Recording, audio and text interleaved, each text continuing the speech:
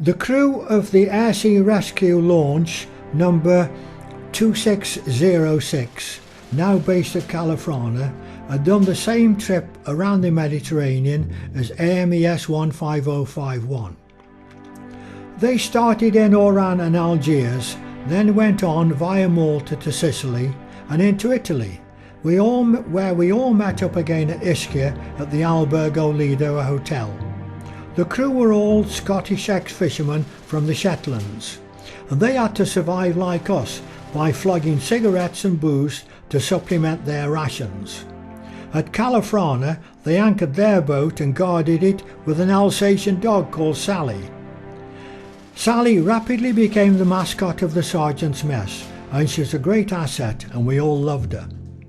On rescue operations, Sally could always be seen standing at the bow of the high-speed launch, no matter what speed they were travelling at and regardless of the weather.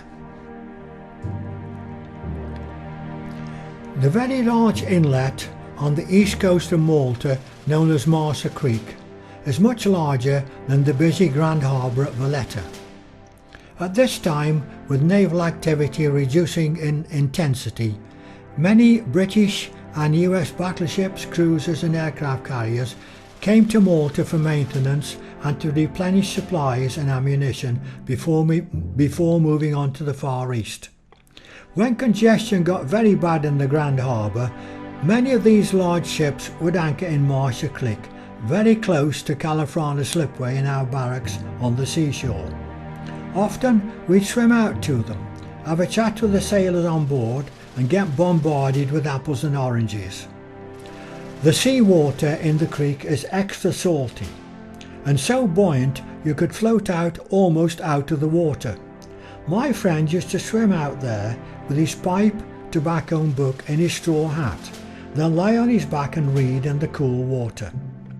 Smaller navy boats such as frigates, minesweepers and gunboats would tie up in the smaller Slima Creek.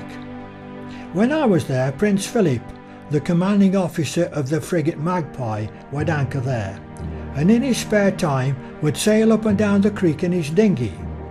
I never met him in Straight Street, nicknamed the Gut, which was the haunt of airmen, but mainly by sailors, with its collection of small bars and cafes, one of which was owned by Sugar, a transvestite.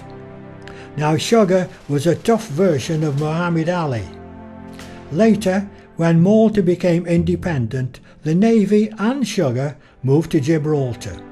That was where I saw him on one occasion, mincing along the promenade with his poodle, and that was 20 years later when I visited the Rock.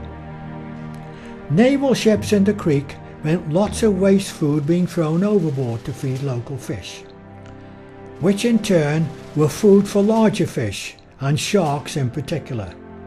At this time, we did our swimming nearby an octopus creek that was safe, a long, narrow, deep inlet by the cliffs.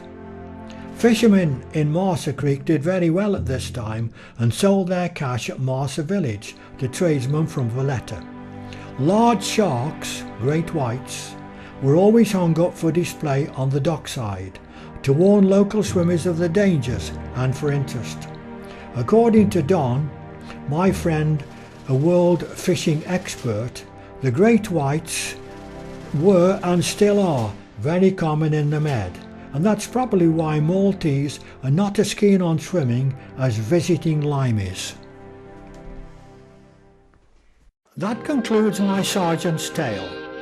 It's rather like a yarn from the Boy's Own magazine, with my various R.A.F. friends and associates. However, it is a tribute to the work of the men on A.M.E.S. 15051 mainly, who did so much in those years to control the airspace over Sicily, Italy and France with radar cover in support of British and American ground troops. When I think of our radar personnel, all highly educated, married with families from a variety of professions, businessmen, academics, etc., being subjected to appalling conditions in the war zones and never seriously complaining, except in North Africa over the unfairness of rations, I feel very proud of them all. As for Benny and I, because of our particular jobs on the unit, we became more exposed to problems not faced by the men on the 3 watches. They were not aware of the many events, serious and crazy, recorded in my tale. To list a few: I was nearly drowned, shot at by German snipers, strafed by German fighter planes, shelled by Tiger tanks, almost eaten by sharks, badly shaken when Vesuvius erupted, nearly washed overboard on the old Vino boat, stuck in the mud at casino, met the Gurkhas and their trophies, nearly killed by an Italian hand grenade, saw a great white shark attack and kill an Italian fisherman in his boat, dive bombed at Saint-Tropez, taken to a US Army hospital at Grasse, hitchhiked hundreds of miles across France to rejoin my unit, blown up by a beach mine at Sané Gulf, had a dispute with our commanding officer and General Patton. But all this was balanced with more enjoyable contacts with others. The nice guys were General Ike Eisenhower, who was a senior officer in the North African campaign, and his assistant generals, Theodore Teddy Roosevelt, Terry Timberwolves Allen, film star Douglas Fairbanks Jr., and of course Pope Pius XII in the Vatican.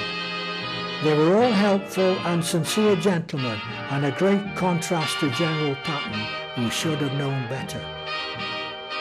I only volunteered for the RAF for a quiet life, after a few strenuous years working as an assistant surveyor in a deep coal mine.